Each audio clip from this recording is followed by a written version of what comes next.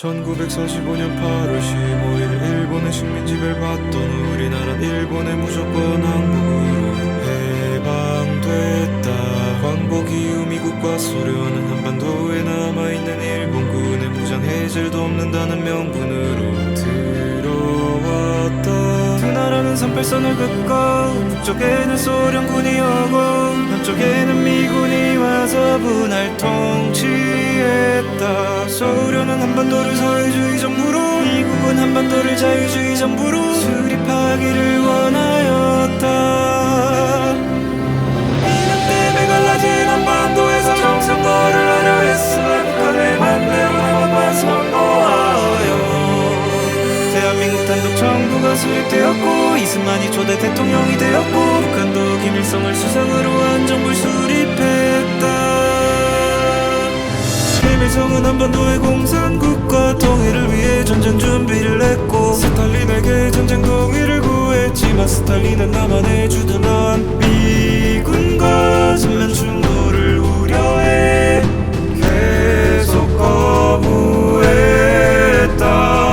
그러나 남북의 정부가 수립되자 미군 소련군은 철수했고 김일성은 중국의 마오쩌둥을 설득해 동의를 받아내고 결국 스탈린의 동의까지 받아내며 전쟁을 시작한다.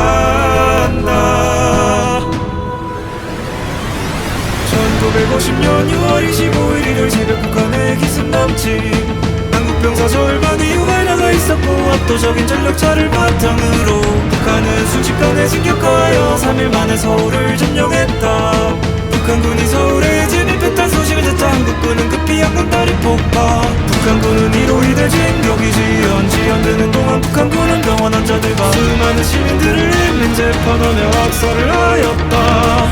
국제연합 유엔에서는 북한을 침략자로 규정, 한국 파병을 결정. 북한의 진격이 지연되는 동안 한국군은 흩어진 병력을 다시 모아 한강의 방어선을 구축하여 이틀 동안 버티며 무너진 전선을 가다듬고 지원군이 올 시간을 벌게 된다. 전쟁 약 한 달 만에 북한은 한반도 영토의 대부분을 점령했고 한국은 최후의 낙동강 방어선을 구축 각도병까지 모아 북한의 진격을 지연시켰다.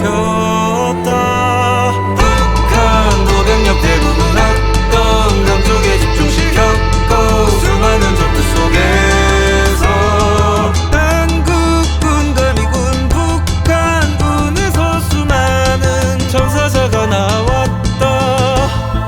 한편 유엔군 정사령관 메가더는 전세를 뒤집기 위해 적의 후방을 끊어 보급을 차단하고 적들을 포위할 수 있는 인천으로 상륙 작전이 필요하다고 생각했지만 조수간만의 차가 커서 위험하기 때문에 반대 소리가 컸다.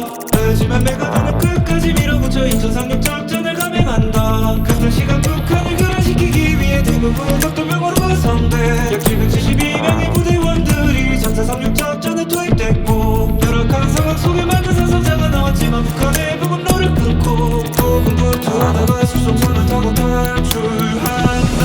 인천 상륙 작전의 성공으로 북한군은 포위당하자 후퇴하였고 한국은 서울 탈환에 성공하고 유엔군이 속속 투입되며 밀어붙이기 시작했다. 한국은 38선을 넘어 북진의 통일을 원했고 미국은 38선을 넘게 되며 소련과 중국의 개입을 걱정해 고민했지만 결국 진격을 결정했다. 낙동강 전투들과 인천 상륙작전으로 피해가 컸던 북한을 후퇴했고 한국군과 유엔군은 평양을 넘어 압록강까지 진격했다. 통일이 머지않아 보였다.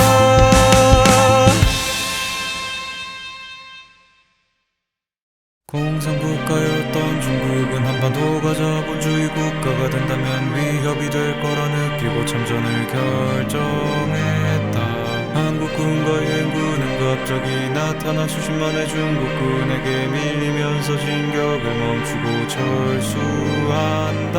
장진호의 섬이 병든 중국군에게 포위되었으나 힘겹게 포위망을 뚫고 후퇴한 병력들이 흥남에 집결하였고 대규모 철수를 하게 되었고 수많은 피난민들도 몰려왔다. 미군은 시간이 지체되기 때문에 피난민들을 데려가는 걸 망설였지만 피난민을 버릴 거라면 우리가 데리고 걸어서 후퇴하겠다며 한국군이 강발하였고 끈질기게 설득한 끝에 결국 피난민 약 10만 명도 함께 배에 태우고 흥남에서 철수를 한다. 중국군이 계속해서 진격하자 결국 한국은 1951년 1월 4일 다시 서울을 내주며 후퇴하게 된다. 그러나 보급이 원활하지 않았던 중국군은 점점 지쳐갔고 한국군과 유엔군은 반격을 시작하여 서울을 재탈환하며 383 부근에서 전선이 형성되고 전선은 곧 적화되고 유엔군과 공산군은 휴전회담을 가진다. 그러나 포로 문제와 휴전선 문제들이 합의가 되지 않아 지연되었고 지연이 되는 동안 서로도 유리한 고지를 점령하기 위해 고지전으로